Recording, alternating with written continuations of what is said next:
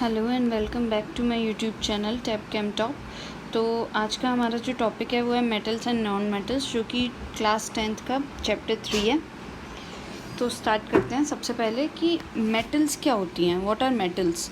तो metals basically electropositive elements होते हैं। इस इलेक्ट्रोपॉजिटिव एलिमेंट होने का क्या मतलब है कि मेटल्स क्या करते हैं। फॉर एग्जांपल ये एक्स कोई मेटल है, ये क्या करते हैं, ये इलेक्ट्रॉन डोनेट करके पॉजिटिव चार्ज एक्वायर करते हैं। अगर एक इलेक्ट्रॉन डोनेट किया तो एक पॉजिटिव आ जाएगा, अगर इसने 2 इलेक्ट्रॉन डोनेट किए तो 2 पॉजिटिव आ जाएगा। फॉर एग्जांपल सोडियम की बात कर लेते हैं। सोडियम के पास 11 इलेक्ट्रॉन होते हैं, ठीक है, 281। अब इसको स्टेबल होने के लिए ये क्या करेगा, स्टेबल होने का बेसिक रूल होता है कि आपके आउटर मोस्ट शेल में 8 इलेक्ट्रॉन होने चाहिए, अगर आप एल एम या एन शेल में हो। सबसे पहली शेल के होती है, सेकंड एल एम एन, ये आप पढ़ चुके हो। के में 2 इलेक्ट्रॉन रह सकते हैं, एल में 8, एम में भी 8 या 18, वो डिपेंड करता है। तो बेसिकली जो आपकी आउटर मोस्ट शेल होती है, अगर के को छोड़ दें, हाइड्रोजन और हीलियम के अलावा बाकी सब कोशिश करते हैं 8 इलेक्ट्रॉन एक्वायर करने के लिए। तो ये क्या करेगा, ये अपना ये 1 इलेक्ट्रॉन डोनेट कर देगा। ये 1 इलेक्ट्रॉन डोनेट करेगा तो अब इसके पास टोटल इलेक्ट्रॉन रह जाएंगे 10, लेकिन प्रोटॉन रह जाएंगे 11। तो इसके ऊपर एक पॉजिटिव चार्ज आ जाएगा, क्योंकि प्रोटॉन्स के ऊपर होता है पॉजिटिव का चार्ज और इलेक्ट्रॉन्स के ऊपर होता है नेगेटिव का चार्ज। अभी तक इसके पास 11 प्रोटॉन 11 इलेक्ट्रॉन थे, तो टोटल ये बैलेंस होकर के इसके पास न्यूट्रल चार्ज था, कोई चार्ज नहीं था। अब इसने 1 इलेक्ट्रॉन डोनेट कर दिया तो इसके पास 11 प्रोटॉन है और 10 इलेक्ट्रॉन है, तो एक प्रोटॉन ज़्यादा है, तो इसकी वजह से इसके ऊपर एक पॉजिटिव चार्ज आ जाएगा। इन सिंपल वर्ड्स आप याद रख सकते हो कि अगर ये एक नेगेटिव चार्ज डोनेट कर रहा है, दैट मीन्स इसके पास में एक पॉजिटिव चार्ज आ जाएगा। तो मेटल्स बेसिकली इलेक्ट्रोपॉजिटिव एलिमेंट्स होते हैं। ये इसी तरीके से इलेक्ट्रॉन डोनेट करते हैं हमेशा और पॉजिटिव चार्ज एक्वायर करते हैं। सेकेंड टर्म आती है, ये सारी फिजिकल प्रॉपर्टीज़ हैं मेटल्स की, जो अब हम डिस्कस करने वाले हैं लस्ट्रस से। तो ये फिजिकल प्रॉपर्टीज़ हैं। सेकंड आती है लस्ट्रस। लस्ट्रस वर्ड यूज़ करते हैं फॉर शाइन। मेटल के पास में अपनी एक शाइन होती है। फॉर एग्जांपल यहाँ पे ये मैंने इमेज डाली हुई है आयरन की। तो ये आयरन के पास में, ये आयरन सिल्वरी ग्रे कलर का होता है, इसके पास अपनी ये अलग शाइन है, तो इस प्रॉपर्टी को बोलते हैं लस्ट्रस। तो मेटल के पास में अपनी एक मेटेलिक लस्टर होती है। Metals are highly malleable. Malleable होते हैं कि मेलिएबिलिटी प्रॉपर्टी होती है कि आप इसको बीट करके थिन शीट्स बना सकते हो इसकी। तो आपने देखा भी होगा, ये यहाँ पे मैंने इसके लिए भी इमेज डाली हुई है कि आयरन को यहाँ पे बीट करके इतनी थिन शीट्स बनाई जा सकती हैं उसकी। तो इस प्रॉपर्टी को हम बोलते हैं मेलिएबिलिटी। ये मेटल्स की स्पेसिफिक प्रॉपर्टी होती है, नॉन मेटल ये प्रॉपर्टी शो नहीं करती। फॉर एग्जांपल अगर आप एक कोल को लो, कोल बेसिकली नॉन मेटल है, वो कार्बन से बना हुआ है। अगर आप उसको बीट करके उसकी थिन शीट बनाना चाहो तो थिन शीट नहीं बनेगी, कोल ब्रेक हो जाएगा। तो यहीं से एक और टर्म निकल करके आता है कि मेटल्स हार्ड भी होती हैं आपकी। आप आयरन को देखो, जनरली हार्ड होता है, कोई भी और मेटल लो, गोल्ड वगैरह, वो हार्ड होते हैं। बट यहाँ पे कुछ एक्सेप्शंस भी हैं जिनके बारे में हम आगे बात करेंगे इस एक पर्टिकुलर पॉइंट में। नेक्स्ट पॉइंट आता है डक्टाइल।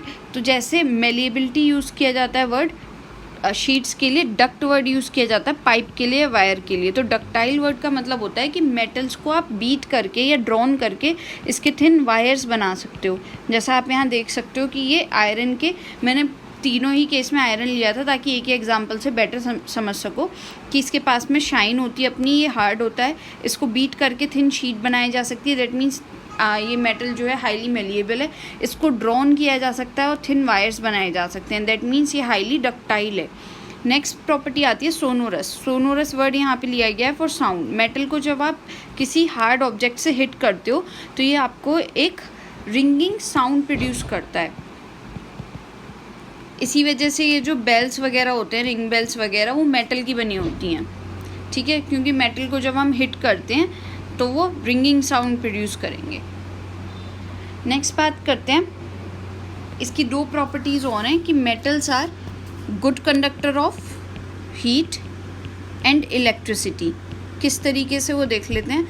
ये यहाँ पे एक्टिविटी से एक्सप्लेन करने की कोशिश की हुई है इसी चीज़ को कि मेटल्स किस तरीके से गुड कंडक्टर होते हैं हीट के और इलेक्ट्रिसिटी के। तो यहाँ पे क्या किया है, ये सिंपल सा एक स्टैंड लिया है जिसमें एक क्लैंप लगी हुई है। यहाँ पे ये एक मेटल की वायर ले लिया, ये थिन सी, इसके इस तरफ थोड़ा सा, यहाँ पे इसको मैं रब करती हूँ तो दिखेगा, ये यहाँ पे आपको ये थोड़ा सा वैक्स रख दिया है एक एंड पे, और बीच में बर्नर लगाया है, तो आप क्या देखोगे, थोड़े टाइम बाद ये वैक्स यहाँ पे मेल्ट होने लगेगा। ये वैक्स यहाँ पे मेल्ट हो रहा है, इससे क्या पता चल रहा है कि मेटल्स गुड कंडक्टर होते हैं हीट के, तभी हीट को यहाँ से यहाँ तक कंडक्ट कर पा रहे हैं, राइट। कर तो पूरे में रहे होंगे यहाँ पे भी। यही एक रीज़न है कि आपने देखा होगा जो मेटल के आपके वो होते हैं यूटेंसिल्स होते हैं, वो जल्दी गर्म हो जाते हैं। जब आप खाना कुक करते हो उस टाइम पे वो गर्म हो जाते हैं, तो इसीलिए उनके पीछे प्लास्टिक का हैंडल दिया होता है, क्योंकि प्लास्टिक बैड कंडक्टर होती है हीट का, तो वो ईजिली हीट नहीं होती, तो इसकी वजह से वो प्लास्टिक से आप उसको ईजिली ग्रैब कर सकते हो। अदरवाइज़ जो मेटल होते हैं वो गुड कंडक्टर होते हैं हीट के। नेक्स्ट बात करें अगर कि मेटल्स गुड कंडक्टर होते हैं इलेक्ट्रिसिटी के भी।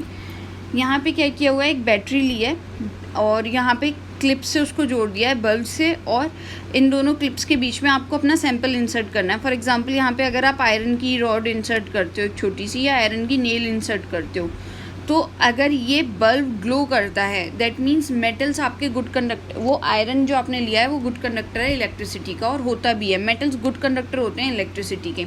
इलेक्ट्रिसिटी को बेसिकली कंडक्ट करने के लिए किसी भी चीज़ के पास अगर कोई भी सोल्यूशन है या कोई भी सब्सटेंस है जो कि इलेक्ट्रिसिटी कंडक्ट कर रहा है, तो उसके पास में बेसिकली दो चीज़ें होनी चाहिए, या तो उसके पास में फ्री आयंस हों या फिर उसके पास में फ्री इलेक्ट्रॉन्स हों।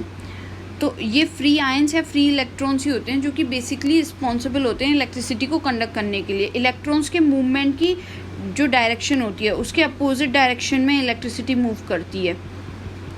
अगर इलेक्ट्रॉन इस डायरेक्शन में मूव कर रहा है तो इलेक्ट्रिसिटी इस डायरेक्शन में जा रही होगी, इलेक्ट्रिसिटी इस डायरेक्शन में कंडक्ट होती है।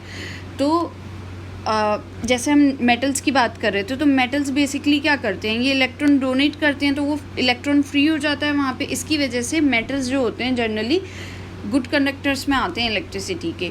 सेम ऐसी कुछ सॉल्यूशंस हैं जो कि आयंस को रिलीज़ करते हैं, तो वहाँ पे फ्री आयंस की कॉन्सेंट्रेशन ज़्यादा होने की वजह से जो होता है वो सॉल्यूशन इलेक्ट्रिसिटी का अच्छा कंडक्टर बन जाता है। फॉर एग्जांपल वाटर के केस में भी यही होता है कि वाटर के पास में फ्री आयंस होते हैं काफ़ी सारे, वाटर खुद भी डिसोशिएट हो जाता है H+ आयंस और OH- आयंस में। तो इन सारे रीजंस की वजह से वाटर एक अच्छा सॉल्यूशन बन जाता है इलेक्ट्रिसिटी को कंडक्ट करने के लिए। अगर इसी वाटर के अंदर आप क्या करो, थोड़ा सा पिंच ऑफ सॉल्ट डाल दो, तो NaCl हो गया और H2O हो गया। तो ये NaCl भी जो होता है ये भी ब्रेक डाउन हो जाता है Na+ में और Cl- में, तो इसकी वजह से आयंस का जो अमाउंट होता है वो इंक्रीज़ कर जाता है। इसलिए इलेक्ट्रिसिटी जो की जो कंडक्टिविटी होती है वो भी इंक्रीज़ कर जाती है इस केस में। तो जितने ज़्यादा फ्री आयंस या इलेक्ट्रॉन्स होंगे उतनी ज़्यादा इलेक्ट्रिसिटी कंडक्ट होती है। तो मेटल्स आपके गुड कंडक्टर होते हैं हीट के और इलेक्ट्रिसिटी के। यहाँ पे हीट के केस में कुछ एक्सेप्शन भी हैं, वो भी हम अभी आगे पढ़ेंगे। अभी पहले हम नॉन मेटल की कुछ प्रॉपर्टीज़ के बारे में बात कर लेते हैं। एक्सेप्शन मैंने सारे मोस्टली एक जगह पे लिखे हुए हैं ताकि आराम से आप उसको याद कर सको। नॉन मेटल्स की बात करें तो जैसे नॉन मेटल्स जो होती हैं वो मेटल्स की एग्जैक्टली अपोजिट होती हैं। मेटल्स इलेक्ट्रोपॉजिटिव एलिमेंट्स थे, ये इलेक्ट्रोनेगेटिव एलिमेंट्स होती हैं। मतलब ये क्या करते हैं, इलेक्ट्रॉन एक्सेप्ट करके नेगेटिव आयन बनाते हैं। अगर एक इलेक्ट्रॉन एक्सेप्ट किया एक नेगेटिव बनेगा, दो इलेक्ट्रॉन एक्सेप्ट किए दो नेगेटिव चार्ज आ जाएगा इनके ऊपर। तो फंडा वही है फिर से कि मैं एक एग्जांपल ले लेती हूँ। फॉर एग्जांपल क्लोरीन के केस में क्या होता है, इसके पास में 287 लास्ट वाली शेल में 7 इलेक्ट्रॉन्स हैं। इसको सिर्फ एक इलेक्ट्रॉन चाहिए ताकि इसका जो वैलेंस शेल है उसका ऑक्टेट कंप्लीट हो जाए, ये स्टेबल हो जाए। तो ये क्या करता है, एक इलेक्ट्रॉन बोरो करता है किसी से। अब एक इलेक्ट्रॉन बोरो करने की वजह से इसके पास में इलेक्ट्रॉन्स, तो इसके पास में प्रोटॉन तो 17 ही रहेंगे, लेकिन अब इलेक्ट्रॉन कितने हो गए, 18। तो ये जो 18 इलेक्ट्रॉन है और 17 प्रोटॉन है, 17 प्रोटॉन है और 18 इलेक्ट्रॉन है। इसकी वजह से क्या होता है, इसके ऊपर एक नेगेटिव चार्ज आ जाता है, क्योंकि प्रोटॉन पॉजिटिवली चार्ज है, इलेक्ट्रॉन नेगेटिवली चार्ज है। तो 17 पॉजिटिव 18 नेगेटिव, तो इसकी वजह से इसके ऊपर एक नेगेटिव चार्ज आ जाता है। तो नॉन मेटल्स जनरली जो होती हैं वो सारी की सारी इलेक्ट्रोनेगेटिव एलिमेंट्स होते हैं। वो क्या करते हैं, आपके इलेक्ट्रॉन्स को गेन करने की टेंडेंसी रखते हैं। मेटल्स इलेक्ट्रॉन डोनेट करने की टेंडेंसी रखते हैं, नॉन मेटल्स इलेक्ट्रॉन गेन करने की टेंडेंसी रखते हैं। नॉन मेटल्स जो होते हैं वो जनरली डल होते हैं। जैसे कोल है, इसके पास में अपनी कोई शाइन नहीं है, ये नॉन मेलिएबल होते हैं। इनको आप बीट करके थिन शीट नहीं बना सकते इनकी, ये ब्रेक हो जाएंगे क्योंकि ये ब्रिटल होते हैं बहुत ज़्यादा। ब्रिटल मतलब अगर आप इनके ऊपर प्रेशर अप्लाई करोगे ईजिली ब्रेक हो जाते हैं। सेम ऐसे ही अगर बात करें, ये नॉन डक्टाइल होते हैं, इनको जो है आप बीट करके या ड्रॉन करके इनके थिन वायर्स नहीं बना सकते। ये नॉन सोनोरस होते हैं, ये कोई रिंगिंग साउंड प्रोड्यूस नहीं करते जब आप इनको हिट करो तो, ठीक है। अब जो मेटल्स हैं हमारे, मेटल्स जनरली सॉलिड स्टेट में रहते हैं जनरली। एक एक्सेप्शन है इसमें, दैट इज़ मरकरी। मरकरी जो होता है हमारा, ये याद रखना, एम से मेटल, एम से मरकरी। मरकरी हमारा रूम टेम्परेचर पे लिक्विड स्टेट में रहता है। नॉन मेटल्स तीनों स्टेट में रहते हैं, सॉलिड में भी, लिक्विड में भी, गैस में भी। सॉलिड में जो नॉन मेटल है, फॉर एग्जांपल कोल जिसके अंदर कार्बन होता है। गैसेस में जितनी भी गैसेस हैं आपकी, नाइट्रोजन हो गया, ऑक्सीजन हो गया, ये सारी की सारी आपकी क्या है, नॉन मेटल्स हैं, मोस्टली गैसेस। लिक्विड में एक नॉन मेटल रहता है, दैट इज़ ब्रोमीन। और ये क्वेश्चन पूछा जाता है most of the time paper में कि एक मेटल जो कि लिक्विड स्टेट में रहता है वो है मरकरी, याद रखना, और एक नॉन मेटल जो कि लिक्विड स्टेट में रहता है वो है ब्रोमीन। ये यहाँ पे ब्रोमीन है जो कि रेडिश ब्राउन कलर का होता है, ये लिक्विड स्टेट में रहता है रूम टेम्परेचर पे। नॉन मेटल्स आपके बैड कंडक्टर होते हैं हीट और इलेक्ट्रिसिटी के। ये पॉइंट अभी आगे इसमें भी एक्सेप्शन है। एक हमारे पास में अच्छा कंडक्टर भी है इलेक्ट्रिसिटी का, उसके बारे में हम बात करेंगे, जो कि नॉन मेटल है, वो आप सबने देखा भी है। तो एक्सेप्शंस की बात कर लेते हैं। सबसे पहला एक्सेप्शन ये मरकरी है। मैंने जैसे आपको बताया कि हम एक बात बोलते हैं कि मेटल्स आपके जनरली सॉलिड स्टेट में रहते हैं, बट मरकरी ऐसा मेटल है जो कि लिक्विड स्टेट में मिलता है। और ये क्वेश्चन बहुत इंपॉर्टेंट है, पूछा जाता है। मेटल्स जो होते हैं आपके, उनका मेल्टिंग और बॉइलिंग पॉइंट जनरली हाई होता है, इजीली मेल्ट नहीं होते वो। आप आयरन को गर्म करके मेल्ट करने की कोशिश करो, इजीली मेल्ट नहीं होगा, उसके लिए बहुत ज़्यादा टेम्परेचर देना पड़ता है आपको। बट हमारे पास में कुछ ऐसी मेटल्स हैं जिनका मेल्टिंग पॉइंट बहुत लो है, ये मैं लो का साइन बना रही हूँ। उन मेटल्स के नाम है आपके गैलियम और सीजियम। ये उसी की इमेज है, गैलियम सीजियम ऐसी ही दिखती हैं। और ये क्या होती हैं, ये इनका मेल्टिंग पॉइंट इतना लो होता है कि आप इनको पाम पे रखो, तो ये पाम पे ही रखा हुआ है, उसमें ये मेल्ट कर जाती हैं। नेक्स्ट बात करते हैं नॉन मेटल की। पहले मेटल्स ही ख़त्म कर लेते हैं। ये अगला मेटल है आपका, ये है मेटल्स। हमने बोला था जनरली हार्ड होते हैं, उनकी डेंसिटी ज़्यादा होती है, बट हमारे पास एक्सेप्शन है इस केस में, सोडियम और पोटेशियम। सोडियम और पोटेशियम की डेंसिटी बहुत कम होती है, ये इतने सॉफ्ट होते हैं कि आप इनको नाइफ़ से कट कर सकते हो। ये आप देख रहे हो नाइफ़ से कट किया जा रहा है इसको, तो इनकी डेंसिटी कम होती है। ये सॉफ्ट मेटल्स हैं। ये पूछ लिया जाता है कोई भी दो सॉफ्ट मेटल या एक सॉफ्ट मेटल का नाम बताओ जिसको ईजिली नाइफ से कट किया जा सकता है, तो दैट इज़ सोडियम या पोटेशियम। नेक्स्ट बात करते हैं नॉन मेटल्स की।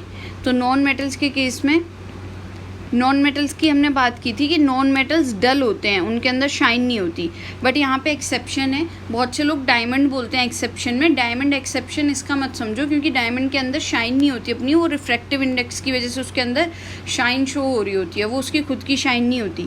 तो नॉन मेटल जिसके अंदर शाइन होती है दैट इज़ आयोडीन। आयोडीन के अंदर अपनी लश्चर होती है, ठीक है, तो ये आयोडीन है। यहाँ पे आपको इसकी ये लश्चर शो हो रही होगी। तो नॉन मेटल्स जनरली डल होते हैं, बट यहाँ पे एक्सेप्शन है आयोडीन।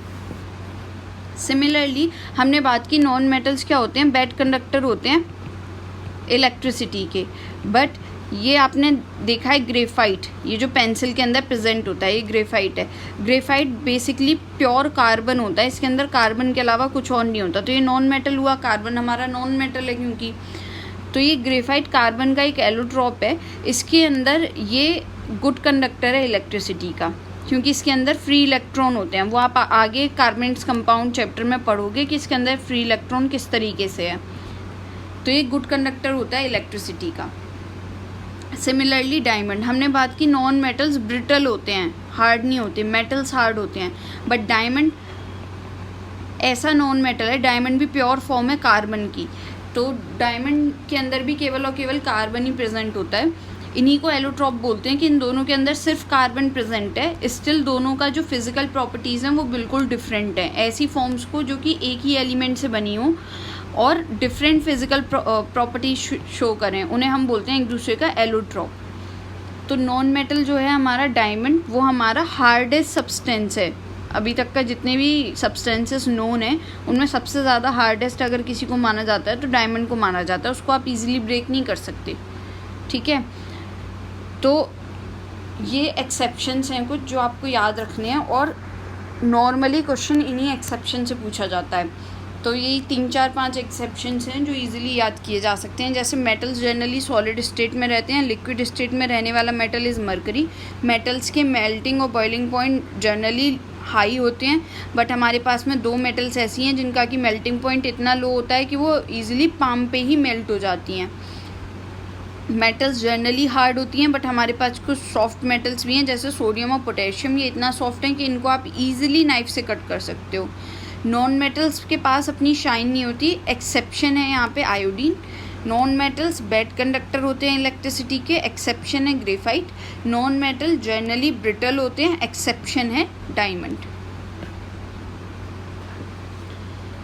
ये तो ही इनकी फिजिकल प्रॉपर्टीज़। तो नेक्स्ट चलते हैं हम लोग about their chemical properties. Chemical properties क्या क्या होती हैं मेटल्स की और नॉन मेटल्स की।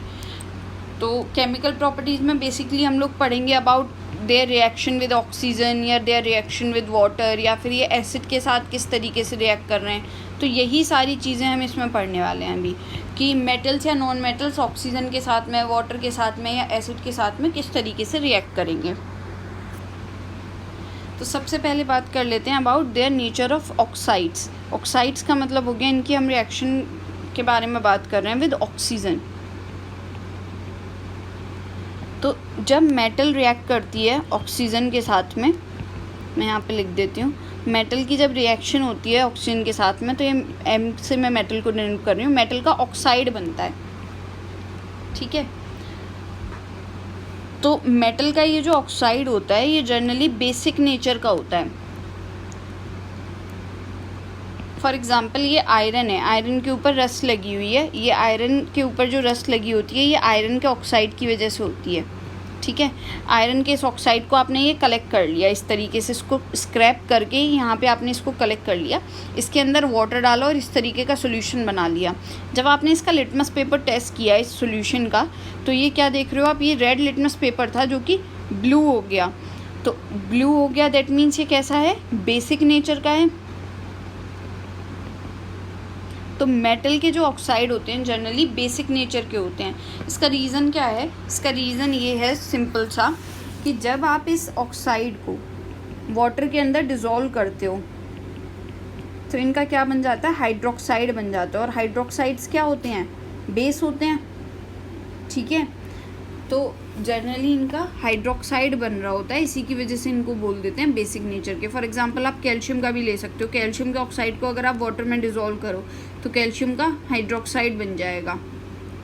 तो मेटल्स के ऑक्साइड वाटर के साथ रिएक्शन करके बेस जनरेट करते हैं, इसकी वजह से उनका नेचर कैसा होता है, बेसिक। इसलिए जब ये एसिड के साथ में रिएक्ट करते हैं तो सॉल्ट और वाटर बनता है। अब अगर मैं मान लो इसकी एसिड के साथ में रिएक्शन करवाऊँ, CaO + HCl, तो यहाँ पे सॉल्ट बन जाएगा CaCl2 + H2O। ये आपने सेकेंड चैप्टर में भी पढ़ा था। तो मेटल के ऑक्साइड बेसिक नेचर के होते हैं। इसको याद करने का ये तरीका भी मैंने पिछली वीडियो में बताया था, MOB, माँ और बाप, ठीक है। Metal oxide generally basic nature के होते हैं। नेक्स्ट बात करते हैं अबाउट नॉन मेटल का ऑक्साइड। तो नॉन मेटल भी जब ऑक्सीजन के साथ रिएक्ट करते हैं, यहाँ पे नॉन मेटल की जब रिएक्शन होती है विद ऑक्सीजन तो वो भी नॉन मेटल का ऑक्साइड बनाते हैं। नॉन मेटल का ये जो ऑक्साइड होता है ये एसिडिक नेचर का होता है। इसको भी देख लेते हैं। यहाँ पे ये क्या किया हुआ है, ये डिफ्रेगनेटिंग स्पून में सल्फ़र लिया हुआ है, सल्फ़र को लेकर के इसको बर्न किया है। तो ये सल्फ़र का ऑक्साइड, सल्फ़र ऑक्साइड की यहाँ पे गैसेस बन गई हैं। इसके अंदर वाटर डाला थोड़ा सा और इसको एक वॉच ग्लास पे निकाला, उसके ऊपर लिटमस पेपर टेस्ट किया। तो यहाँ पे ये ब्लू लिटमस पेपर था जो कि रेड हो गया। ये ब्लू लिटमस पेपर रेड होने का मतलब यहाँ पे क्या है कि यहाँ पे एसिड फॉर्मेशन हुई है। दैट मीन्स ये एसिडिक नेचर का था जो सल्फ़र का डाइऑक्साइड बना यहाँ पे। तो होता क्या है, जब आप इस सल्फ़र डाइऑक्साइड या किसी भी नॉन मेटल के ऑक्साइड को, फॉर एग्जांपल कार्बन भी ले लो, अगर आप कार्बन डाइऑक्साइड की जब वाटर से रिएक्शन होती है तो कार्बोनिक एसिड बनता है। यही एसिड रेंज में नीचे आता है। कार्बन डाइऑक्साइड हमारे एनवायरनमेंट में होती है, वाटर के साथ रिएक्ट करती है, कार्बोनिक एसिड बनाती है। एसिड रेंज के लिए यही रिस्पॉन्सिबल होते हैं। सिमिलरली SO2 भी जब वाटर से रिएक्ट करती है तो सल्फ्यूरस एसिड बनाती है। सल्फ्यूरिक मत करना बेटा, सल्फ्यूरस है ये, H2SO3। Sulphuric acid strong acid होता है, यहाँ पे ये इसका एक वीक एसिड बनता है सल्फ्यूरस एसिड H2SO3। तो ये वाली रिएक्शन यहाँ पे पर्टिकुलरली हो रही है, जिसकी वजह से आपका ये जो ब्लू लिटमस पेपर है ये रेड हो गया है। तो ये दैट मीन्स ये शो कर रहा है कि यहाँ पे एसिड की फॉर्मेशन हुई है। तो नॉन मेटल के जो ऑक्साइड्स होते हैं वो आपके कैसे होते हैं, एसिडिक नेचर के होते हैं। तो जब इनकी रिएक्शन होती है बेस के साथ में, फॉर एग्जाम्पल अगर मैं CO2 को ले लेती हूँ और मैंने इसकी बेस के साथ में रिएक्शन करवा दी तो फिर से सॉल्ट और वाटर जनरेट होता है, COCO3 + H2O। ठीक है, तो इनका बेसिक, इनका एसिडिक नेचर का होने का रीज़न पता चल गया कि इनका एसिडिक नेचर का होने का रीज़न ये है कि जब हम इनको वाटर में डिज़ोल्व करते हैं तो एक एसिड बन जाता है। तो यहाँ पे लिटमस पेपर टेस्ट से भी प्रूफ हो गया। तो यहाँ पे याद रखने का एक की पॉइंट ये कर सकते हो, नमो non metal oxides are acidic in nature. ठीक है, तो ये हो गए इनके ऑक्सीजन के साथ रिएक्शन की बात। दोनों ही जब मेटल भी और नॉन मेटल भी जब रिएक्ट करेंगी ऑक्सीजन के साथ में तो उनके ऑक्साइड्स बनेंगे ऑक्सीजन के साथ रिएक्ट करने पे। एक का ऑक्साइड एसिडिक नेचर का है और एक का ऑक्साइड बेसिक नेचर का है। नेक्स्ट बात करते हैं, यहाँ पे वही चीज़ दिखाई हुई है कि जब इनकी रिएक्शन हुई तो मेटल का ऑक्साइड बना। अब कुछ मेटल के ऑक्साइड जो होते हैं ना वो एम्फोटेरिक ऑक्साइड होते हैं। एम्फोटेरिक ऑक्साइड होने का क्या मतलब है, अभी तक तो हम बात कर रहे थे कि या तो एसिडिक बनेगा या बेसिक नेचर का होगा। एम्फोटेरिक ऑक्साइड वो होते हैं जो कि बेस के साथ भी रिएक्ट करें और एसिड के साथ भी रिएक्ट करें। इनका ड्यूल नेचर होता है। एम्फो वर्ड का मतलब ही ड्यूल होता है, बोथ होता है। तो बोथ का मतलब हो गया यहाँ पे बोथ एज एन एसिड और एज एन बेस। तो ये एसिड की तरह भी रिएक्ट कर सकते हैं और बेस की तरह भी रिएक्ट कर सकते हैं। जब ये बेस के साथ रिएक्ट करते हैं तो एसिड की तरह रिएक्ट करते हैं और जब ये एसिड के साथ रिएक्ट करते हैं तो बेस की तरह रिएक्ट करते हैं। तो हमारे पास में ऐसे दो ऑक्साइड हैं, एक तो एल्यूमिनियम का ऑक्साइड Al2O3, एक जिंक का ऑक्साइड ZnO। ये दोनों ही एम्फोटेरिक नेचर के हैं, मतलब ये एसिड और बेस दोनों के साथ रिएक्ट कर सकते हैं और दोनों ही केस में सॉल्ट और वाटर जनरेट होगा। जब ये यहाँ पे एसिड के साथ रिएक्ट कर रहा है तो ये यहाँ पे रिएक्ट करेगा एज एन बेस, तो बेस की तरह रिएक्ट करके सॉल्ट और वाटर जनरेट कर देगा। जब ये यहाँ पे बेस के साथ रिएक्ट कर रहा है तो यहाँ पे रिएक्ट करेगा एज एन एसिड और फिर से सॉल्ट और वाटर जनरेट कर देगा। तो इनके मैं नाम बता देती हूँ आपको। यहाँ पे ये तो है aluminium oxide, hydrochloric acid, aluminium chloride बनाएगा और वाटर बनाएगा। एल्यूमिनियम ऑक्साइड जब सोडियम हाइड्रोक्साइड के साथ रिएक्ट करेगा तो ये एक कॉम्प्लेक्स कंपाउंड है जो आपको याद रखना है, दैट इज़ सोडियम एल्यूमिनेट। ये सोडियम एल्यूमिनेट बनाएगा और वाटर बनाएगा साथ में।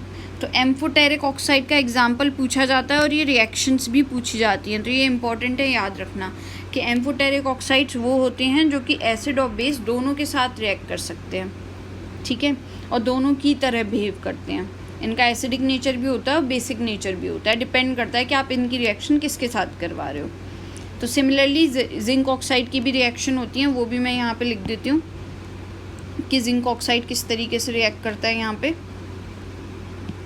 जब जिंक ऑक्साइड रिएक्ट करता है, फॉर एग्जांपल मैं यही ले लेती हूँ HCl, तो ये आपका बनाएगा ZnCl2 + H2O, ठीक है। और जिंक ऑक्साइड की जब बेस के साथ रिएक्शन होगी तब यहाँ पे ये एज एन एसिड वर्क करेगा, यहाँ पे ये एज एन बेस वर्क कर रहा है, तो उस केस में बन जाएगा आपका सोडियम जिंकेट और वाटर। तो ये हो गया आपका सोडियम जिंकेट, ठीक है। नेक्स्ट बात करते हैं कि जो मेटल के ऑक्साइड्स होते हैं वो वाटर के साथ रिएक्शन करके बेस बनाते हैं। ये वाटर सॉल्युबल बेसिस, इन्हें एल्कलीज बोलते हैं, ठीक है। सारे के सारे वाटर सॉल्युबल नहीं होते, कुछ ही बेसिस होते हैं जो कि वाटर सॉल्युबल होते हैं, उन्हीं को हम एल्कली बोलते हैं।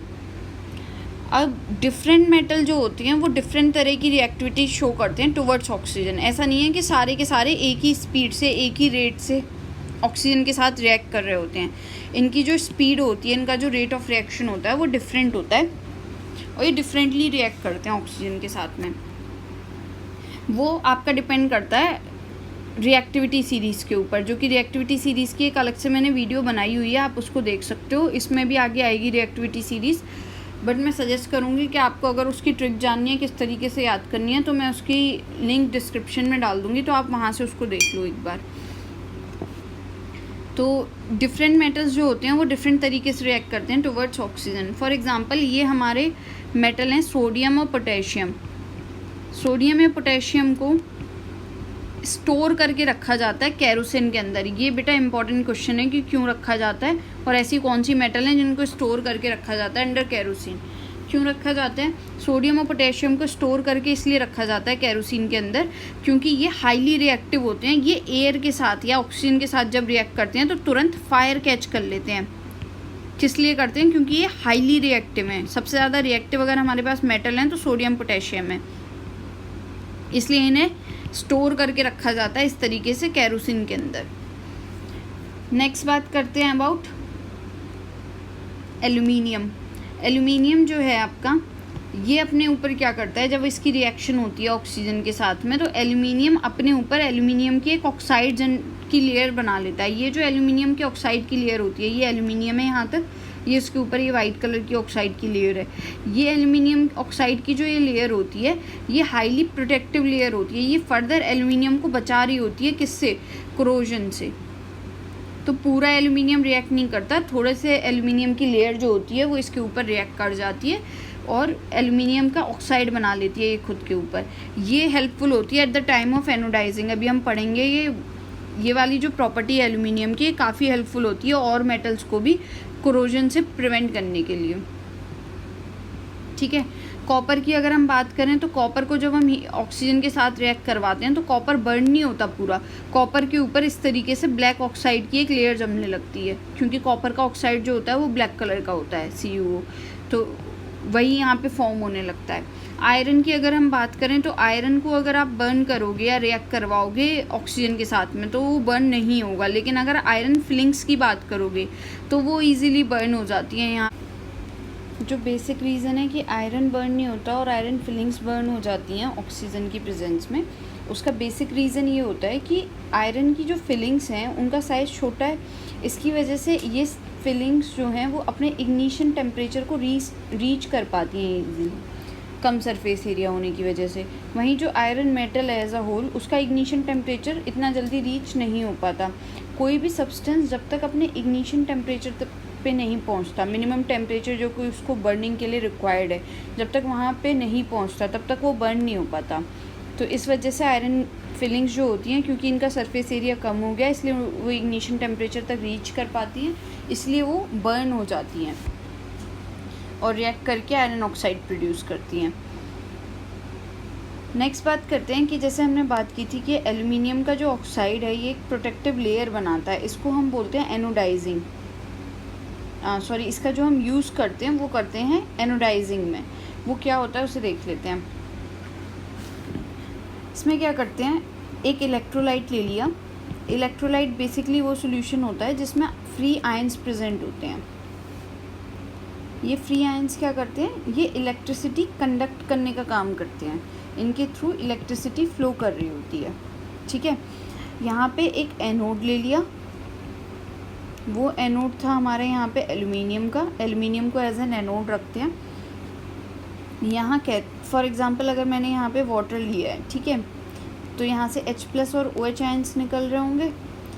यहाँ कैथोड पे H2 गैस रिलीज़ होती है। ये कब होता है, जब हम इसको बैटरी से यहाँ पे कनेक्ट कर दें, इलेक्ट्रिसिटी फ्लो करवाएं, तो यहाँ पे H+ आयंस थे, ये क्या करेंगे, यहाँ H2 गैस बन करके निकल जाएंगे कैथोड से। ये कैथोड है जो कि नेगेटिवली चार्ज इलेक्ट्रोड है।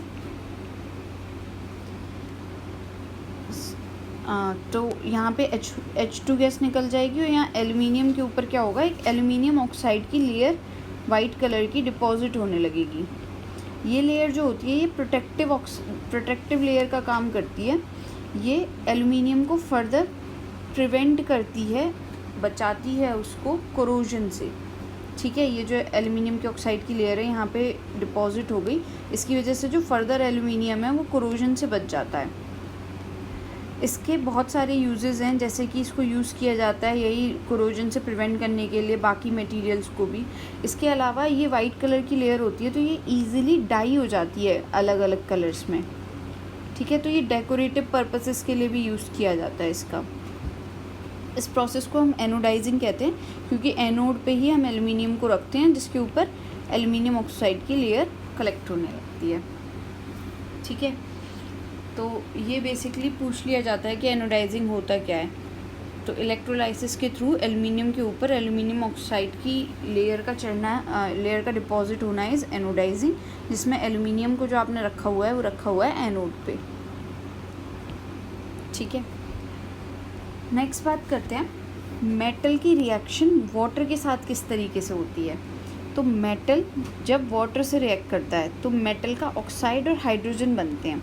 यहाँ पे मैं एक और रिएक्शन यहाँ पे बता दूँ जो हाईली रिएक्टिव मेटल्स के केस में होता है, जैसे पोटेशियम हो गया, सोडियम हो गया, कैल्शियम हो गया। इनके केस में क्या होता है, मेटल जब वाटर से रिएक्ट करता है तो ये सिर्फ 3 याद रखना, इनके केस में इनका हाइड्रोक्साइड बनता है और हाइड्रोजन गैस रिलीज़ होती है। ये मेटल जो होते हैं रिएक्टिविटी सीरीज़ में टॉप पे आते हैं, सोडियम, पोटेशियम, कैल्शियम भी। सोडियम पोटेशियम ज़्यादा रिएक्टिव हैं कैल्शियम के कंपैरिजन में। ये क्या करते हैं, कोल्ड वाटर से ही रिएक्ट कर जाते हैं, हाइड्रोक्साइड जनरेट करते हैं और हाइड्रोजन गैस रिलीज़ होती है। ये हाइड्रोजन गैस के साथ साथ यहाँ पे हीट भी जनरेट करते हैं। ये रिएक्शन यहाँ दिखी हुई है दोनों की, ये हाई अमाउंट में हीट एनर्जी रिलीज़ करते हैं। इससे क्या होता है, ये जो हाइड्रोजन है ये हाईली इन्फ्लेमेबल गैस है, ये क्या करता है, फायर कैच कर लेता है। तो यहाँ पे पानी में भी अगर आप इसको डालोगे सोडियम या पोटेशियम को, तो यहाँ पे वाटर में भी ये फायर लग जाएगी, आपको दिख रहा है यहाँ पे। तो ये बेसिकली क्या किया हुआ है, ये वही एक्सपेरिमेंट है। क्या अगर आप इसमें पोटेशियम डालते हो तो पानी के अंदर इस तरीके से आग लगने लगती है। सिमिलरली कैल्शियम को भी अगर आप वाटर में डालते हो, वाटर के साथ इसकी रिएक्शन करवाते हो, तो उस केस में क्या होगा, कैल्शियम फायर तो कैच नहीं करेगा क्योंकि ये थोड़ा सा कम रिएक्टिव है, कैल्शियम फ्लोट करने लगेगा क्योंकि हाइड्रोजन गैस के बबल्स बनेंगे इसकी सरफेस पे इस तरीके से। यहाँ पे मान लो ये कैल्शियम है तो यहाँ पे ये इसके नीचे हाइड्रोजन गैस के बबल्स इकट्ठे हो जाएंगे यहाँ पे, इसकी वजह से इन बबल्स के ऊपर ही यहाँ पे ये फ्लोट करता हुआ दिखेगा इधर उधर, ठीक है। कैल्शियम के बाद जो रिएक्टिविटी सीरीज़ में आता है, रिएक्टिविटी सीरीज़ इस तरीके से होती है। कैल्शियम के बाद जो रिएक्टिविटी सीरीज़ में आता है वो आता है मैग्नीशियम। मैग्नीशियम की अगर हम बात करें तो जो मैग्नीशियम है वो जब हॉट वाटर से रिएक्ट करता है, मैग्नीशियम कोल्ड वाटर से रिएक्ट नहीं करता, मैग्नीशियम या तो हॉट वाटर से रिएक्ट करेगा या स्टीम से रिएक्ट करेगा। तो मैग्नीशियम जब हॉट वाटर से रिएक्ट करता है तो मैग्नीशियम का हाइड्रोक्साइड बनेगा इस केस में भी और हाइड्रोजन गैस रिलीज़ होगी। बट मैग्नीशियम जब स्टीम से रिएक्ट करता है तो मैग्नीशियम ऑक्साइड बनाता है। मैग्नीशियम के नीचे जितने भी एलिमेंट हैं रिएक्टिविटी सीरीज़ में वो सारे स्टीम से रिएक्ट करेंगे और ऑक्साइड बनाएंगे। जो हाइड्रोक्साइड बनाते हैं वो ये 3 बनाते हैं, इनमें भी ये दोनों बहुत विगरसली रिएक्ट करके इनमें फायर लग जाती है, ये फ्लोट करता है। मैग्नीशियम भी फ्लोट करता है हॉट वाटर के ऊपर, स्टीम के केस में ऐसा नहीं होता। तो कैल्शियम कोल्ड से ही रिएक्ट करेगा लेकिन मैग्नीशियम हॉट वाटर और स्टीम दोनों से कर सकता है। और मैग्नीशियम के नीचे वाले सारे के सारे एलिमेंट्स केवल और केवल स्टीम से रिएक्ट करेंगे, ठीक है। तो मेटल के अगर इन ऑक्साइड से जो जनरेट हुए हैं, फॉर एग्जांपल अगर मैं बात करूं मैग्नीशियम ऑक्साइड की, अगर आप इनकी वाटर से रिएक्शन करवाओगे उस केस में इनका बेस बन जाता है, मैग्नीशियम हाइड्रोक्साइड बन जाएगा, ठीक है। नेक्स्ट बात करते हैं कि वही जो मैं बता रही थी कि इनके अगर वाटर से रिएक्ट करके स्टीम से रिएक्ट करते हैं, बेसिकली यहाँ पे गैसियस फॉर्म में लिखा हुआ है, जी लिखा हुआ है, दैट मीन्स ये स्टीम की फॉर्म में है वाटर यहाँ पे। तो जब ये स्टीम की फॉर्म में रिएक्ट करेगा उस केस में इनके ऑक्साइड बनेंगे और हाइड्रोजन गैस रिलीज़ होगी। अब ये अगर फर्दर ऑक्साइड वाटर से रिएक्ट करते हैं तो इस केस में इनका हाइड्रोक्साइड बन जाता है, ठीक है। अब ये स्टीम से रिएक्ट किस तरीके से करते हैं ये यहाँ इस एक्टिविटी से समझ लेते हैं। यहाँ पे क्या किया हुआ है, ग्लास वूल ली हुई है। ग्लास वूल बेसिकली इस तरह से डिज़ाइन होती है कि इसमें वाटर काफ़ी देर तक स्टोर्ड रह सकता है, प्लस ये इतना जल्दी इसका इग्निशन टेम्परेचर नहीं आता, मतलब ये नहीं कि फॉर एग्जांपल अगर मैंने यहाँ पे कॉटन रख दी तो कॉटन में से वाटर पहले इवेपोरेट हुआ, फिर उसके बाद से कॉटन भी फायर कैच कर सकती है। तो इस तरीके से इसका इग्निशन टेम्परेचर लो नहीं होता, इसका इग्निशन टेम्परेचर हाई होता है। तो यहाँ पे इसलिए वाटर, ये ग्लास वूल को यूज़ किया गया। इसमें वाटर सोक था, यहाँ पे मैं इसको यूज़ कर लेती हूँ। यहाँ पे वाटर सोक किया हुआ है। तो अब क्या होगा, जब यहाँ से ये फायर जा रही है, इस केस में ये जो यहाँ पे वाटर प्रेजेंट है ये यहाँ से गैसियस फॉर्म में आने लगेगा, स्टीम बनने लगेगी। ये स्टीम यहाँ रखे मेटल सैंपल से रिएक्ट करेगी। यहाँ से क्या होगा कि जो यहाँ पे गैस रिलीज़ हुई, जिसके बारे में हम बात कर रहे हैं, हाइड्रोजन गैस रिलीज़ होगी, वो यहाँ से डिलीवरी ट्यूब, इसे डिलीवरी ट्यूब बोलते हैं, ये जो यहाँ से ये कनेक्ट कर रही है, वो यहाँ सोप सोल्यूशन में जाएगी। सोप सोल्यूशन में हमने इसलिए इसको भेजा है क्योंकि हाइड्रोजन जो गैस होती है, यहाँ पे भी आपको दिख रहा है, यहाँ भी आपको दिख रहा है, ये कलरलेस गैस होती है। आपको पता नहीं चलेगा अगर हम इसको डायरेक्टली यहाँ से रिलीज़ कर देते हैं तो ये एनवायरनमेंट में कहाँ चलेगी, राइट। तो इसके लिए हमने इसको सोप सोल्यूशन में ऐड किया है। तो अब हम इन सोप बबल्स के थ्रू पता कर सकते हैं कि अच्छा हाँ, यहाँ पे ये गैस रिलीज़ हुई है और ये यहाँ पे वाटर का लेवल कम हो गया और यहाँ पे ये गैस कलेक्ट हो गई है। अगर आप इस गैस के पास में बर्निंग कैंडल लेके आते हो तो ये पॉप साउंड के साथ बर्न होती है। ये हमने सेकंड चैप्टर में भी पढ़ा था, जो बेसिकली एक छोटे क्रैकर जैसे, कोई एक क्रैकर की जो साउंड आती है पॉप करके, सेम इसी तरीके से इसकी साउंड आती है। तो हाइड्रोजन काफ़ी इन्फ्लेमेबल गैस होती है। नेक्स्ट बात करते हैं अबाउट मेटल्स के साथ में एसिड की किस तरीके से रिएक्शन होती है। अच्छा, यहाँ पे एक और पॉइंट कि नॉन मेटल्स वाटर के साथ में कोई रिएक्शन शो नहीं करते। मेटल की तो वाटर के साथ में रिएक्शन हो गई, नॉन मेटल की वाटर के साथ में कोई रिएक्शन नहीं होती, ठीक है। इस चीज़ को याद रखना। अभी मैं एसिड में ये बात क्लियर करूँगी कि इनकी रिएक्शन वाटर के साथ भी नहीं होती, इनकी रिएक्शन एसिड के साथ भी नहीं होती। रीज़न क्या है इसका, एक बार आप एसिड की रिएक्शन देख लो मेटल के साथ में, उसके बाद बताते हैं। तो मेटल जो होते हैं वो डाइल्यूट एसिड्स के साथ में सॉल्ट और हाइड्रोजन गैस जनरेट करते हैं। ये जो डाइल्यूट एसिड होते हैं बेसिकली HCl या H2SO4 होते हैं, ठीक है। यहाँ पे आप और भी ले सकते हो, CH3COH भी ले सकते हो, बट एक्सेप्ट यहाँ पे जो होगा, जो एक्सेप्शन है वो है नाइट्रिक एसिड। नाइट्रिक एसिड भले ही स्ट्रॉन्ग एसिड है लेकिन वो हाइड्रोजन गैस रिलीज़ नहीं करवाता। इसका रीज़न क्या है उस पर हम थोड़ी देर में आएंगे। अभी यहाँ पे एक एग्जांपल ले लेते हैं। फॉर एग्जांपल मैंने जिंक लिया, उसको मैंने डाइल्यूट HCl के साथ में उसका ट्रीटमेंट करवाया, तो यहाँ पे ZnCl2 और हाइड्रोजन गैस रिलीज़ हुए, ठीक है। सिमिलरली अगर मैंने जिंक का ट्रीटमेंट करवाया डाइल्यूट H2SO4 के साथ में, तो यहाँ पे ZnSO4 और हाइड्रोजन गैस रिलीज़ हो गई, ठीक है। HNO3 के साथ में ऐसा केस क्यों होता है? HNO3 जो है ये हाईली स्ट्रॉन्ग ऑक्सीडाइजिंग एजेंट है। What does this mean, strong oxidising agent? ये आपने सेकंड चैप्टर में भी पढ़ा था कि ऑक्सीडाइजिंग एजेंट वो सब्सटेंसेस होते हैं जो दूसरों का ऑक्सीडेशन करते हैं, जिनमें ऑक्सीडेशन का मतलब ऑक्सीजन ऐड कर दें किसी सब्सटेंस में। तो ये क्या करता है, HNO3 जो हाइड्रोजन गैस रिलीज़ होती है किसी भी मेटल के साथ रिएक्ट करने पे, उसमें ऑक्सीजन ऐड करके उसको वाटर बना देता है। तो जब भी कोई मेटल HNO3 के साथ रिएक्ट करता है तो वाटर प्रोड्यूस होता है। एक्सेप्शन है इसमें, सिर्फ हमारे पास में 2 ही ऐसे मेटल हैं जो कि HNO3 के साथ में रिएक्ट करके हाइड्रोजन गैस रिलीज़ करवा पाते हैं, वो हैं मैग्नीशियम और मैंगनीज़। मैग्नीशियम जब HNO3 के साथ रिएक्ट करता है तो मैग्नीशियम का नाइट्रेट प्लस हाइड्रोजन गैस बनता है। सिमिलरली जब मैंगनीज़ रिएक्ट करता है तो मैंगनीज़ का nitrate plus hydrogen gas release होती है।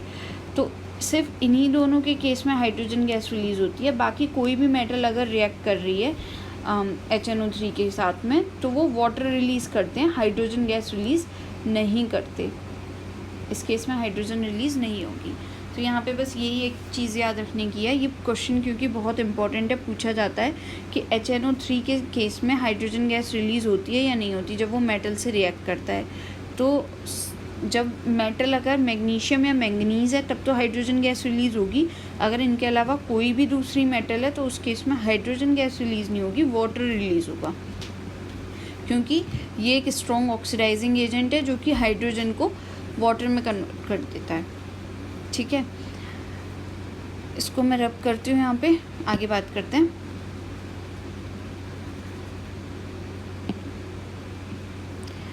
नेक्स्ट बात करते हैं अबाउट कि ये मेरी रिएक्टिविटी सीरीज़ है जिसे मैं यहाँ पे लिख रही हूँ, अभी हम आगे भी इसके बारे में बात करेंगे। रिएक्टिविटी सीरीज़ याद होनी बहुत ज़रूरी है, इस पे मैंने एक वीडियो बनाई हुई है, अगर आपने वो वीडियो नहीं देखी है तो मैं उसका लिंक डिस्क्रिप्शन में ऐड कर दूँगी, आप उस वीडियो को ज़रूर देखें, आपको रिएक्टिविटी सीरीज़ उससे तुरंत याद हो जाएगी।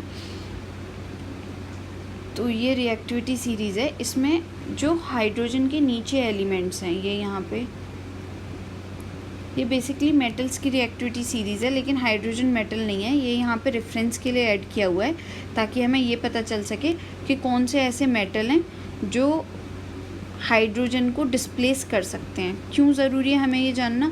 क्योंकि बेसिकली ये जो रिएक्शन होती है एसिड के साथ में बोल लो या फिर आप इसको बोल लो वाटर के साथ में जो रिएक्शन हो रही है मेटल्स की, उस केस में क्या हो रहा है, ये बेसिकली क्या है, डिस्प्लेसमेंट रिएक्शन है। अगर आप इसको गौर से देखो, ये जो मेटल्स हैं जो कि हाइड्रोजन के ऊपर हैं, ये मेटल्स हाइड्रोजन को डिस्प्लेस कर सकते हैं। फॉर एग्जांपल जैसे मैंने यहाँ से जिंक का एग्जांपल लिया था, तो मैंने क्या किया था, जिंक लिया, यहाँ पे HCl लिया, हाइड्रोक्लोरिक एसिड, तो क्या हो रहा है, डिस्प्लेसमेंट रिएक्शन हो रही है, जिंक क्लोरीन के साथ जिंक क्लोराइड बना रहा है और हाइड्रोजन को हटा दे रहा है उस सोल्यूशन से। सिमिलरली वाटर के साथ भी जब रिएक्शन होती है क्या होता है, अगर मान लो मैं एक यहाँ पे सोडियम और पोटेशियम का एक एग्जांपल लेकर के समझाऊं, तो वाटर के अंदर दो तरीके के आयंस होते हैं, H+ और OH- आयंस, राइट। तो ये क्या कर रहा है कि मेटल है, मेटल क्या करता है, इलेक्ट्रॉन डोनेट कर देता है, इसने ये इलेक्ट्रॉन लूज़ कर दिया, ठीक है, और ये किससे रिएक्ट कर रहा है, वाटर के साथ में, जो कि वाटर, मैं इसे पूरा रब करके यहाँ एक्सप्लेन करती हूँ। देखो, जब वाटर के साथ में रिएक्शन हो रही है, फॉर एग्जांपल पोटेशियम है, पोटेशियम हमारा एक मेटल है जो कि इलेक्ट्रॉन डोनेट करके पॉजिटिव आयन बनाने की एबिलिटी रखता है। इसने वाटर के साथ रिएक्शन की, अब ये इसके साथ बाइंड हो गया, बन गया KOH, हाइड्रोजन को ये इलेक्ट्रॉन मिल गया और ये रिड्यूस हो गई, इसने बना लिया H2। तो इसको इस तरीके से लिख सकते हो, ट्वाइस, ठीक है। तो ये यहाँ पे दो इलेक्ट्रॉन छोड़ेंगे, दो हाइड्रोजन इन दो इलेक्ट्रॉन को लेकर के H2 बना लेगा, तो ये रिएक्शन बैलेंस हो गई। तो बेसिकली क्या आएंगे, ये सिर्फ और सिर्फ डिस्प्लेसमेंट रिएक्शंस ही तो हैं। नॉन मेटल क्यों नहीं रिएक्ट करता, नॉन मेटल ना तो एसिड के साथ कोई रिएक्शन देता ना वाटर के साथ कोई रिएक्शन देता, ठीक है। क्यों नहीं देता नॉन मेटल रिएक्शन, क्योंकि नॉन मेटल की क्या एबिलिटी होती है, हमने स्टार्टिंग में बात की थी, नॉन मेटल इलेक्ट्रॉन गेन करते हैं, तो नॉन मेटल क्या करेगा, एक नेगेटिव चार्ज में आएगा। अब ये इस हाइड्रोजन को इलेक्ट्रॉन तो देगा नहीं, क्योंकि उसको तो इलेक्ट्रॉन खुद को चाहिए, तो इस वजह से ये हाइड्रोजन को रिड्यूस करके H2 नहीं बना पाते, तो ये हाइड्रोजन को बेसिकली डिस्प्लेस ही नहीं कर पाते, इसी को बोल रहे हैं हम यहाँ पे, डिस्प्लेस ही नहीं कर पाते, ठीक है। यहाँ पे क्या हो रहा है, सिंपल डिस्प्लेसमेंट रिएक्शन हो रही है मेटल्स के केस में, इसलिए मेटल रिएक्ट कर पाता है एसिड के साथ में और वाटर के साथ में। और जो मेटल्स हाइड्रोजन के नीचे हैं रिएक्टिविटी सीरीज़ में, जैसे कि ये हो गई गोल्ड हो गया, सिल्वर, ये सिल्वर हो गया, गोल्ड हो गया, प्लेटिनम हो गया, ये हमारी नोबल मेटल्स होती हैं, ठीक है। ये भी हाइड्रोजन को डिस्प्लेस नहीं कर पाती क्योंकि हाइड्रोजन से वीक हैं, ये भी नहीं कर पाती, ठीक है। तो ये हाइड्रोजन को डिस्प्लेस नहीं कर पाती, हाइड्रोजन से वीक हैं, इसलिए ये ना तो एसिड के साथ में ना ही वाटर के साथ में कोई रिएक्शन शो करती हैं। समझ में आ रहा है इसका रीज़न कि नॉन मेटल्स क्यों नहीं रिएक्ट कर पाती हैं एसिड या वाटर के साथ में। तो यही रीज़न है कि बहुत सी मेटल्स भी वाटर या एसिड के साथ में रिएक्ट नहीं कर पाती। अब जैसे यहाँ पे कॉपर है, कॉपर की डाइल्यूट HCl, कॉपर की dilute HCl, dilute H2SO4, dilute HNO3, ये सारे स्ट्रॉन्ग एसिड हैं, इनके साथ इसकी कोई रिएक्शन नहीं होती। क्यों? क्योंकि कॉपर वीक है एज़ कम्पेयर टू हाइड्रोजन, ठीक है। कॉपर कब रिएक्ट करता है, कॉपर रिएक्ट करता है कॉन्सनट्रेटेड सल्फ्यूरिक एसिड के साथ में, जब इनको हीट किया जाता है तो हम इसको एक्स्ट्रा एनर्जी प्रोवाइड कर रहे हैं और कॉन्सनट्रेटेड एसिड ले रहे हैं, तब जा कर के ये डिस्प्लेस कर पाता है कॉपर सल्फेट और हाइड्रोजन के केस में। बट बाकी मेटल्स एक्स्ट्रा एनर्जी प्रोवाइड करने पे भी ये चीज़ नहीं कर पा रही होती, हम उसको हीट भी कर लें तब भी वो ये डिस्प्लेसमेंट रिएक्शन शो नहीं कर रही होती। कॉपर इसलिए कर पाता है क्योंकि हाइड्रोजन और कॉपर की रिएक्टिविटी में बहुत माइन्यूट सा डिफरेंस है। तो कॉपर को जब हम एक्स्ट्रा एनर्जी देते हैं तो वो कैपेबल हो जाता है इसको डिस्प्लेस करने के। ठीक है, नेक्स्ट बात करते हैं अबाउट एक्वारेजिया। यहाँ पे इसको मैं रब कर देती हूँ। तो ये इम्पॉर्टेंट है याद रखना, ये याद रखना कि कॉपर, यहाँ पे दो इम्पॉर्टेंट चीज़ें हैं। एक तो ये याद रखना कि HNO3 सिर्फ और सिर्फ H2 रिलीज़ करेगा with Mg and Mn, and HNO3 बाकियों के साथ, बाकी जो भी हमारी मेटल होंगी उनके केस में हाइड्रोजन की जगह वाटर रिलीज़ करेगा। बस ये 2 पॉइंट याद रखना यहाँ पे, और एक ये पॉइंट याद रखना कि कॉपर बाकी किसी एसिड के साथ रिएक्ट नहीं करता। कॉपर सिर्फ कॉन्सनट्रेटेड सल्फ्यूरिक एसिड के साथ में उसको हीट करने पे कॉपर सल्फेट और हाइड्रोजन गैस रिलीज़ करता है। ये गैस के लिए हम ऊपर का सिंबल देते हैं क्योंकि गैसेस का नेचर होता है ऊपर की तरफ जाना, इस वजह से। ठीक है, नेक्स्ट बात करते हैं अबाउट एक्वारेजिया। एक्वारेजिया क्या है? This is also known as royal water. इसको हम रॉयल वाटर के नाम से भी जानते हैं। होता क्या है ये बेसिकली फ्रेशली प्रिपेयर्ड मिक्सचर होता है 3:1 के रेशो में HCl का और HNO3 का। मतलब जब आप फॉर एग्ज़ाम्पल 3 ml HCl और 1 ml HNO3 nitric acid, hydrochloric acid और नाइट्रिक एसिड को जब इस तरीके से मिक्स करते हो इस रेशो में 3:1 के रेशो में, तो वो जो कॉम्बिनेशन बना उसको हम बोलते हैं रॉयल वाटर या एक्वारेजिया। इसकी खासियत क्या है? इसकी खासियत ये है कि ये गोल्ड को डिज़ोल्व कर सकता है।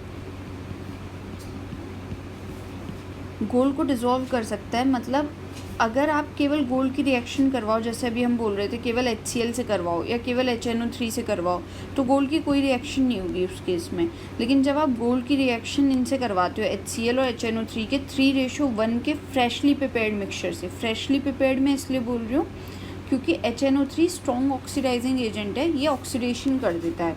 ठीक है, तो हमेशा इसको फ्रेशली बनाना पड़ता है। तो इस तरीके के ये जो सॉल्यूशन बनता है उसको हम एक्वारेजिया बोलते हैं। ये गोल्ड को डिज़ोल्व कर सकता है इस केस में। ठीक है, तो ज्वेलर्स क्या करते हैं, जब कभी अगर आपके पास में गोल्ड है फॉर एग्ज़ाम्पल और आप उसको आप उसकी जो अपर लेयर है वो ख़राब हो रही है, थोड़ी सी ख़राब इन द सेंस कि उसकी शाइनिंग कम हो रही है, तो वो क्या करते हैं उस केस में गोल्ड को उसमें डिप करके निकालते हैं, जिससे गोल्ड की अपर लेयर उसमें डिज़ोल्व हो जाती है और जो नीचे लेयर थी वो बाहर आ जाती है। तो आप सोचते हो उसमें गोल्ड में शाइनिंग आ गई, बट बेसिकली आप अगर फील कर पाओ तो गोल्ड का अमाउंट कम हो जाता है उस केस में। तो इस तरीके से उनके पास में वो डिज़ोल्व गोल्ड रह जाता है, जिससे वो बाद में वापस से उसको गोल्ड मेटल वापस से उसको बना सकते हैं। ठीक है, तो ये ऐसा सोल्यूशन होता है एक्वारेजिया। नेक्स्ट बात करते हैं रिएक्टिविटी सीरीज़ की। इसकी मैंने ऑलरेडी एक वीडियो पूरी बना रखी है, यहाँ पे मैं इसको एक्सप्लेन कर देती हूँ होती क्या है रिएक्टिविटी सीरीज़। इसकी मैं लिंक भी डाल दूँगी ताकि आप उसको देख सकें। रिएक्टिविटी सीरीज़ बेसिकली क्या है कि मेटल्स की रिएक्टिविटी सीरीज़ की हम बात करें अगर, तो मेटल्स को उनकी एक्टिविटी या रिएक्टिविटी के बेसिस पे, जो मेटल हाईली रिएक्टिव है वो टॉप पे, मतलब उनके इस तरीके से डिसेंडिंग ऑर्डर में मेटल को अरेंज किया हुआ है कि हाईली रिएक्टिव मेटल टॉप पे रहे, लीस्ट रिएक्टिव मेटल बॉटम पे रहे। तो इस तरीके का जो अरेंजमेंट बनाया हुआ है उसी को हम बोल रहे हैं रिएक्टिविटी सीरीज़। तो ये रिएक्टिविटी सीरीज़ है। इसको याद करने की ट्रिक की वीडियो ऑलरेडी मैंने डिस्क्रिप्शन में ऐड कर दी है। तो यहाँ इस रिएक्टिविटी सीरीज़ से ये आइडिया लग जाता है कि कौन सा मेटल ज़्यादा रिएक्टिव है, ये इसके बाद आएंगे। ठीक है, Ag के बाद Au है, देन Pt सबसे लास्ट रिएक्टिव है। तो इस तरीके से ये इनका ऑर्डर डिसेंडिंग में जा रहा है। और ये जो 3 है ये लीस्ट रिएक्टिव मेटल्स में काउंट होते हैं। इनकी वाटर के साथ में कोई रिएक्शन नहीं होती या किसी भी चीज़ के साथ में कोई रिएक्शन ये शो नहीं कर रहे होते। सिल्वर फिर भी शो कर देता है, सिल्वर पे कोरोजन हो जाता है H2S की प्रेजेंस में, सिल्वर सल्फाइड बनाता है। बाकी गोल्ड और प्लेटिनम के ऊपर कोई रिएक्शन नहीं होती। यही रीज़न है कि आपके गोल्ड और प्लेटिनम बहुत ज़्यादा महंगे मिलते हैं, क्योंकि ये काफ़ी टाइम तक ख़राब नहीं होते, रिएक्ट नहीं करते। तो रिएक्टिविटी सीरीज़ होप सो आपको समझ आ गई हो। अगर आपको इससे रिलेटेड कोई भी डाउट है तो एक बार वो वीडियो ज़रूर चेक कर लें। तो रिएक्टिविटी सीरीज़ में बस इतना ही है कि ये जो टॉप पे जो मेटल्स हैं वो जो नीचे मेटल्स हैं उनको डिस्प्लेस कर सकती हैं। इसका यहाँ पे एक एग्जांपल इससे समझ सकते हो आप कि मेटल दूसरे मेटल सॉल्ट्स के साथ किस तरीके से रिएक्ट करता है। ये हमने फर्स्ट चैप्टर में भी पढ़ा था, दैट इज़ डिस्प्लेसमेंट रिएक्शन। अगर एक हाईली रिएक्टिव मेटल को आप उस लीस्ट रिएक्टिव मेटल के सॉल्ट सॉल्यूशन के साथ ऐड करो तो वो उसको सॉल्ट सॉल्यूशन से डिस्प्लेस कर देगा। जैसे यहाँ पे क्या किया हुआ है, आयरन की नेल ली है जो कि सिल्वरी ग्रे कलर की है, उसको कॉपर सल्फेट के ब्लू कलर के सॉल्यूशन में डाला। तो यहाँ पे आयरन को कॉपर सल्फेट में डाला। अब इसके लिए आपको रिएक्टिविटी सीरीज़ याद होनी ज़रूरी है ताकि आपको पता हो कि आयरन ज़्यादा रिएक्टिव है एज़ कम्पेयर टू कॉपर। तो ये इसको ईजिली हटा सकता है। तो ये यहाँ से कॉपर को हटा देगा और ख़ुद कॉपर की जगह लग जाएगा। तो कॉपर जब हटा तो वो जा कर के आयरन की जगह ले लेगा। तो आयरन नेल पे कॉपर डिपॉजिट होने लगेगा, ये कॉपर, और ये यहाँ पे क्या बन गया, आयरन सल्फेट का सॉल्यूशन ग्रीनिश कलर का। इसी को हम बोलते हैं डिस्प्लेसमेंट या रिप्लेसमेंट रिएक्शन या सिंगल डिस्प्लेसमेंट रिएक्शन। ठीक है, कि एक highly reactive metal least reactive metal को या लेस रिएक्टिव मेटल को उसके सॉल्ट सॉल्यूशन से डिस्प्लेस कर देती है। नेक्स्ट है हमारा अबाउट आयनिक कंपाउंड्स, कि आयनिक कंपाउंड्स क्या होते हैं, मेटल्स नॉन मेटल्स आपस में कैसे रिएक्ट करते हैं। तो इसके बारे में हम लोग नेक्स्ट वीडियो में पढ़ेंगे। और आगे हमें बात करनी है अबाउट मेटलर्जी टू। ठीक है, तो आज की वीडियो में अगर आपको कोई भी डाउट है तो आप कमेंट सेक्शन में पूछ सकते हो। अगर आपको वीडियो पसंद आई है तो हिट द लाइक बटन, और अभी तक अगर आपने चैनल सब्सक्राइब नहीं किया है तो प्लीज़ सब्सक्राइब द चैनल।